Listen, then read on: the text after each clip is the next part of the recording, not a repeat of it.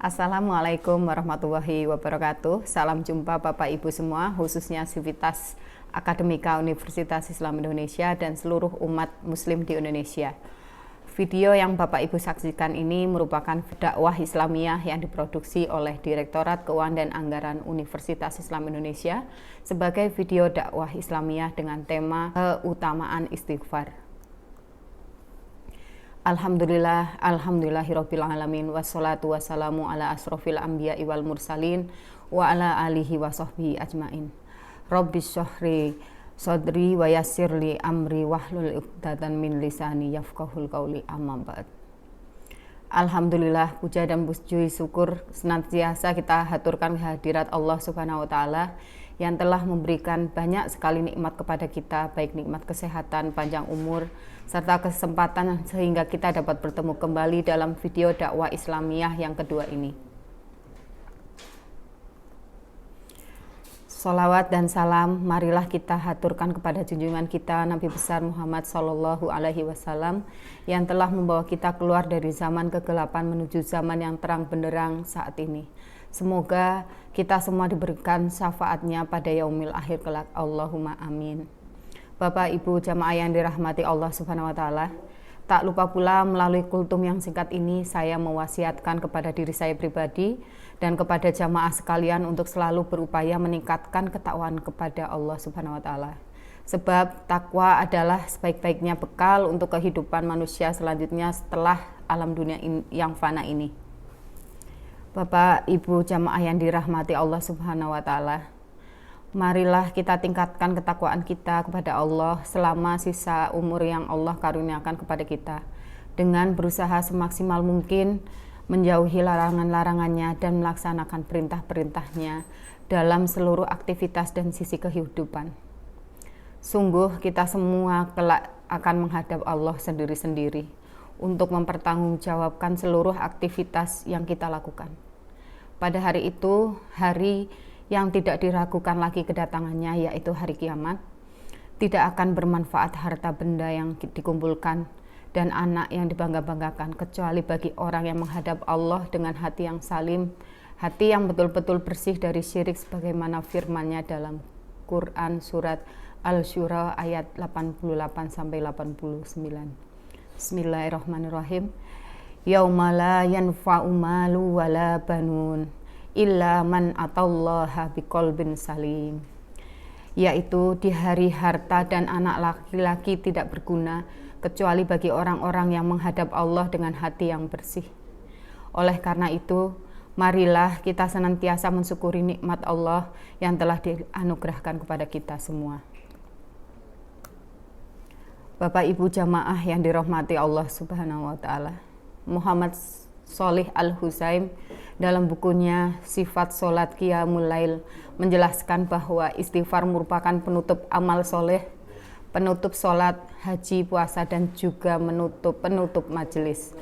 Istighfar berfungsi untuk menutupi kekurangan-kekurangan yang diperbuat selama melaksanakan ibadah tersebut.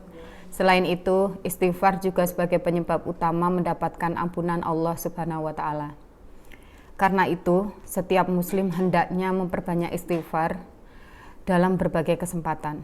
Minimal mengucapkan astaghfirullah, Rabbighfirli, Allahummagfirli, dan yang lainnya. Melalui istighfar tersebut, seseorang akan memperoleh banyak keutamaan. Yang pertama, dihapus kejelekannya dan diangkat derajatnya. Bismillahirrahmanirrahim. Wa may ya'mal su'an aw yadlim nafsahu summa yastaghfirillahi yahdihil laha ghafurur rahima.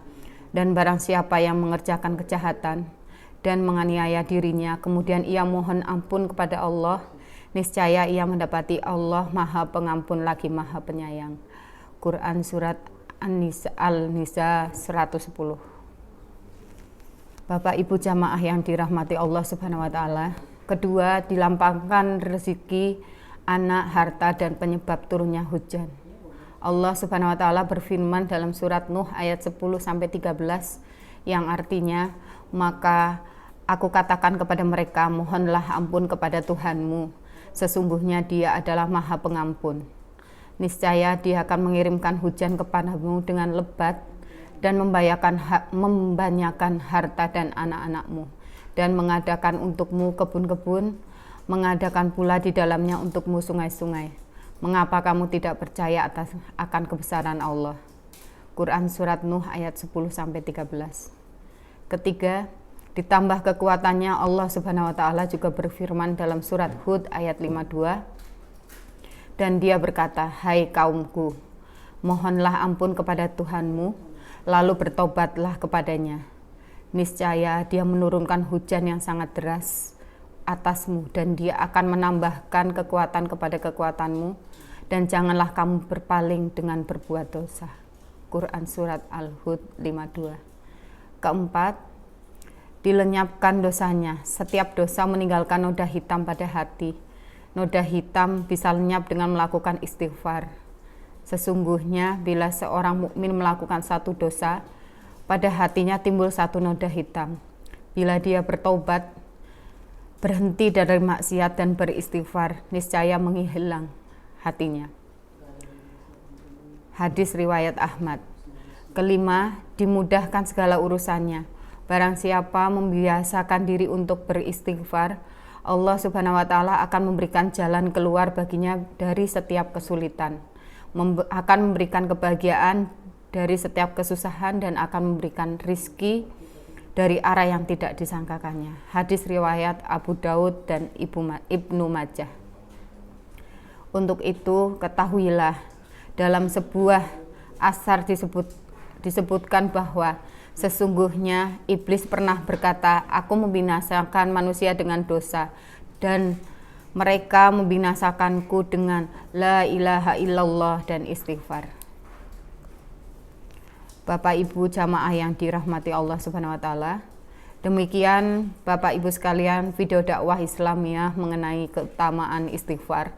Terima kasih telah menyaksikan video ini. Apabila ada kesalahan, mohon dimaafkan, karena kesalahan datangnya dari saya dan kesempurnaan hanyalah milik Allah Subhanahu wa Ta'ala. Terima kasih. Wassalamualaikum warahmatullahi wabarakatuh.